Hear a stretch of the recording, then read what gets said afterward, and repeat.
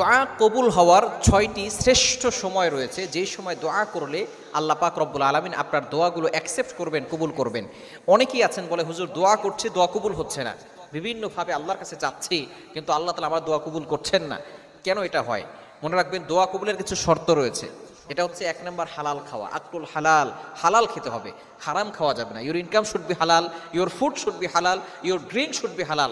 আপনার অলওয়েজ হালাল হতে হবে, হারাম ভক্ষণ করা যাবে না। হারাম খেলে শুধু দোয়া না, নামাজও কবুল হয় না, রোজাও কবুল হবে না, হজও কবুল হবে না, যাকাতও কবুল হবে না, কোন ইবাদত আল্লাহ তাআলার কাছে গ্রান্টেড হবে না, আল্লাহ তাআলা অ্যাকসেপ্ট করবেন না। এজন্য 1 নম্বর দোয়া কবুলের শর্ত হচ্ছে আকলুল হালাল, হালাল খেতে হবে। 2 নম্বর হচ্ছে আল্লাহর ইবাদত করতে হবে। আল্লাহর ইবাদতের ভিতরে অন্যতম ইবাদত হচ্ছে নামাজ পড়া, আল্লাহ তাআলার বিধিবিধানগুলো মানা। এরপরে যদি আপনি দোয়া করেন, গুনাহগুলো মাফ চেয়ে যদি আপনি আল্লাহর কাছে দোয়া করেন, তাহলে অবশ্যই আল্লাহ তাআলা দোয়া কবুল করবেন। তবে দোয়া কবুল হওয়ার শ্রেষ্ঠ 6টি সময় রয়েছে।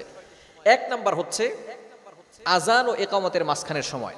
বিশেষ করে আজান যখন দেয় তখন সাথে সাথে আসমানের দরজাগুলো খুলে দেওয়া হয়। সুবহানাল্লাহ বিহামদি। নবী সাল্লাল্লাহু আলাইহি ওয়াসাল্লাম নিজে এটা জানিয়ে দিয়েছেন, যখনই আসমানের দরজাগুলো খুলে দেওয়া হয়, ওই সময় যদি কোনো ব্যক্তি আল্লাহর কাছে দোয়া করে, আল্লাহ তাআলা তার দোয়াগুলো অ্যাকসেপ্ট করেন। বিশেষ করে আজানের সময় দোয়া করবেন, আজানের জবাব দিয়ে। এরপরে আজানের পরে ইকামতের পূর্বে আপনি অনেক সময় মসজিদে বসে আমরা বসে থাকি, গল্প করে থাকি, এরকম করবেন না। ওই সময়টা দোয়া কবুল হয়। তিরমিজি শরীফের হাদিস, নবী সাল্লাল্লাহু আলাইহি ওয়াসাল্লাম জানিয়ে দিয়েছেন, আদ-দুআউ লা ইউরাদ্দু বাইনাল আযানি ওয়াল ইকামা। আজান এবং ইকামতের মাঝখানে যে সময়টা আছে, ওই সময় কোনো ব্যক্তি যদি দোয়া করে, তাহলে তার দোয়াটাকে ফিরিয়ে দেওয়া হয় না। তাহলে 1 নম্বর হচ্ছে আজান ও ইকামতের মাঝের দোয়া। এই সময় আপনি বেশি বেশি করে আল্লাহর কাছে দোয়া করবেন। নাম্বার 2, 2 নম্বর হচ্ছে তাহাজ্জুদের সময়ের দোয়া। আমরা অনেকে তাহাজ্জুদের সময় উঠি না।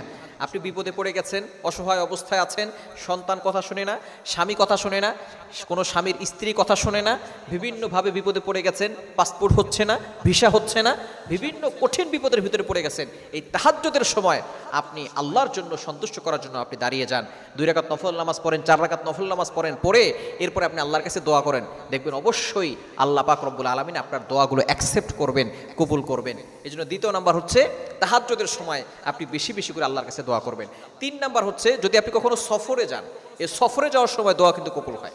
আমরা যখন বিভিন্ন সময় সফরে যাই, মুসাফিরের দোয়া আল্লাহ তাআলা কবুল করেন। তিরমিজি শরীফের হাদিস, ইবনে মাজাহ শরীফের হাদিসে রয়েছে, যদি কোনো ব্যক্তি মুসাফির হয়, এই মুসাফির ব্যক্তির দোয়া আল্লাহ কবুল করেন। আপনি যখন কোথাও ভ্রমণ করবেন, সফরে যাবেন, তবে সফরটা হালাল কাজের জন্য হতে হবে। কেউ কনসার্ট শোনার জন্য সফর করতে যায়, কেউ দেখা যাচ্ছে পার্টি করার জন্য, বিভিন্ন ধরনের নারী পুরুষের একাকার হয়ে যাওয়া এই গুনাহের কাজের জন্য সফর করতে যায়, ট্যুরে যায়।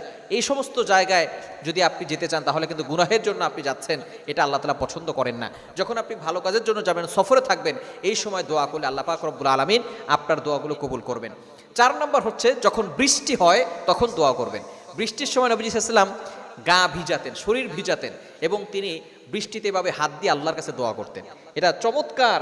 আল্লাহ পাক রব্বুল আলামিন এই সময় দোয়াগুলো কবুল করে থাকেন। যখন বৃষ্টি হয় তখন আল্লাহর কাছে দোয়া করবেন, দেখবেন আল্লাহ তাআলা আপনার দোয়াগুলো কবুল করবেন। 4 নম্বর, বৃষ্টি যখনই হবে তখন বৃষ্টিতে হাতটা ভিজাবেন। যদি শরীর ভিজাতে পারেন, যদি এরকম সুযোগ থাকে, তাহলে শরীর ভিজাবেন, একটু বৃষ্টিতে ভিজবেন। যদি অসুস্থ হওয়ার সম্ভাবনা না থাকে, যদি বড় ধরনের ক্ষতি হওয়ার সম্ভাবনা না থাকে, তাহলে আপনি বৃষ্টিতে ভিজে আল্লাহর কাছে দোয়া করবেন। এই সময় আল্লাহ তাআলা দোয়া কবুল করেন। এবং 5 নম্বর হচ্ছে জুমার দিন, জুমার নামাজের পরে দোয়া কবুল হয়। আপনি যখন জুমার নামাজ পড়বেন, জুমার নামাজের পরে আল্লাহর কাছে দোয়া করবেন, এই সময় দোয়া কবুল হবে।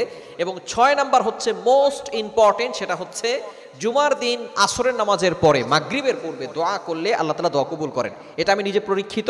এই আমলগুলো করলে অবশ্যই আপনি দোয়া করবেন তখন আপনি দুরূদ শরীফের আমল করে তারপরে দোয়া করবেন। তাহলে আপনার দোয়াগুলো মুআল্লাকুন, ঝুলন্ত অবস্থায় থাকবে না, এটা আল্লাহ তাআলার কাছে সরাসরি চলে যাবে। এই 6টি সময় আপনি আল্লাহর কাছে দোয়া করবেন, এবং অবশ্যই দোয়ার পূর্বে আপনি দুরূদ শরীফ বেশি পড়বেন। দুরূদ শরীফ পড়লে কোনো দোয়ায় ঝুলন্ত থাকে না। এই দোয়াগুলো আল্লাহ পাক রব্বুল আলামিন অ্যাকসেপ্ট করে নেন, কবুল করে নেন। আল্লাহ তাআলা আমাদের সকলকে এই দোয়া কবুলের শ্রেষ্ঠ সময়ে দোয়া করার তৌফিক দান করেন।